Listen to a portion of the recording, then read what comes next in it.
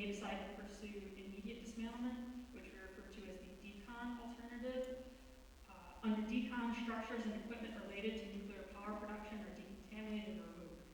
Once the demolition and decontamination work is completed, the company would need to demonstrate that any remaining radioactivity on the site meets the criteria for unrestricted release of the property. Another option for plant owners is placing the facility in storage for a period of time and then proceeding with dismantlement and cleanup work at a future date. This alternative is referred to as safe store and involves preparing structures for long-term storage and then monitoring them throughout the storage period. Preparations for safe store would include draining piping and pumps, de-energizing electrical systems, and securing various structures. Plant owners may also use a combination of safe store and decon. As an example, they may do some dismantlement work or abandon some systems in place not long after the plant permanently shuts down, and then place the facility in storage for a number of years before resuming the remainder of the deconstruction. Again, confirmatory surveys of any remaining residual radioactivity would need to be performed once this dismantlement work is eventually completed.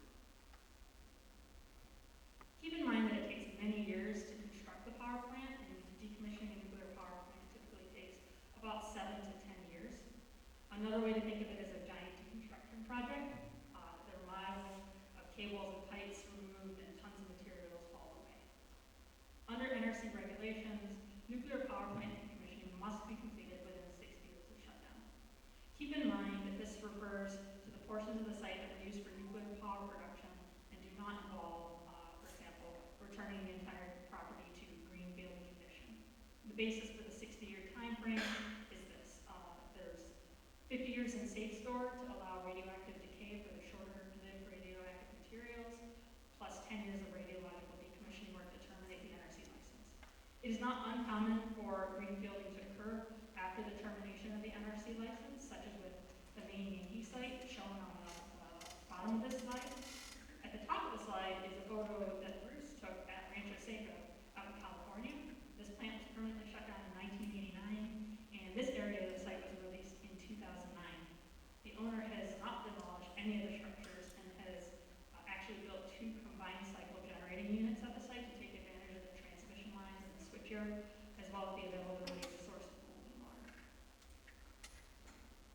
When a reactor ceases operation, the NRC's work to ensure safety and security continues. Specifically, the NRC ensures through a continuing oversight process that operational safety controls, security measures, and emergency preparedness remain sufficient to protect public health and safety. The NRC's inspection program for decommissioning of nuclear power plants, as well as the dry fuel storage inspection program, are well defined and consistent. These programs are outlined in NRC Inspection Manual Chapters 2561 and 2690 respectively. This is shown on this slide. The key objectives of these programs are to verify that the spent fuel is being safely and securely stored, that decommissioning activities are being conducted safely, and that site operations and license termination activities are performed in accordance with federal regulations. When carrying out these programs, our key focus is on safety and security. The NRC's decommissioning inspection program assures that appropriate oversight continues after a safe plant shutdown and the removal of spent fuel from the reactor. Specifically, the reactor decommissioning inspection manual has procedures designated as core, which are required to be performed annually, and procedures listed as discretionary, which are to be performed on an as-needed basis, and that's based on activity or issues or things that we notice going on at the site. I want to emphasize that oversight, inspections, and monitoring are performed throughout the decommissioning process. During these inspections, the NRC verifies that the controls and the methods for the safe storage of radioactive material, including site structures and equipment, are being maintained in accordance with regulations and with licensee commitments. In addition, NRC inspectors will be on hand for major work activities at the site and at least once per year. Examples of major work activities could include demolition of major structures, the removal of a significant component such as a reactor vessel, the transfer of spent fuel from the spent fuel pool to dry cask storage, things like that. The NRC can always take enforcement action against the plant ownership violations be identified during these activities and determined to be of that significance. There are some questions that frequently come up regarding the management of spent fuel during and after decommissioning, and our review and oversight of those activities. The most asked question is what becomes of the spent nuclear fuel left behind in the plant's operation? The current answer is that in almost all cases, it's removed from the spent fuel pool to be stored on site in a dry cask storage installation, often called an independent spent fuel storage installation, or ISPISI, until an interim or long-term disposal solution is available. At all nuclear reactor sites with ISPISIs, the casks sit on a reinforced concrete pad within the protected area of the plant. The casks themselves are robust storage units approved by the NRC for use throughout the nuclear industry. Typically, the fuel sits in a stainless steel cask that's surrounded by a thick concrete overpack. Vents at the bottom and top allow for convective airflow to keep the fuel cool. NRC inspectors who specialize in spent fuel transfers and storage are on hand when the ISPISI pad is being built and, of course, during the actual fuel movements at each site. With that, I'll now turn it back over to Bruce to discuss public involvement and NEMA Section 108, which is the reason why we are here tonight. Thanks, Kim. First, I'd like to point out there are already multiple opportunities for public participation in the decommissioning process. For example, each license amendment request allows for the opportunity to provide public comments and request a hearing. The NRC also conducts public meetings in the vicinity of decommissioning nuclear power plants to discuss the post-shutdown decommissioning activities report when it's issued to us from the utility. We also hold public meetings for partial site releases and license termination plans. The NRC staff also frequently is invited to speak on decommissioning topics at state and local government hearings, meetings, and other events, and routinely participates as guest presenters at Citizens Advisory Panel meetings.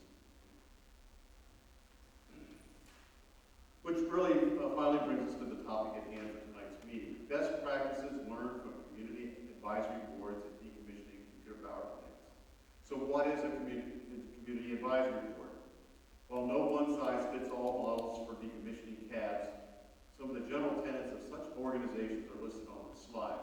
We should also point out that CABs may have differing names, such as community engagement panels, or citizen advisory panels, or something similar. As previously mentioned, the NRC does not have the authority to direct anyone but NRC licensees to sponsor, does not have the authority to direct anyone, including NRC licensees, to sponsor or participate in the decommissioning. Excuse me, I got that wrong. NRC does not have the authority to direct anyone but the NRC licensees to sponsor or participate in the decommissioning process. For many years, we have recommended that the power reactor licensees involved in decommissioning activities form a community committee or other advisory group aimed at fostering communication and information exchange between the licensee and members of the community that may be affected by the decommissioning. So you see on another slide, go to the next one, please. This has yielded fairly good responsibilities. Excuse me.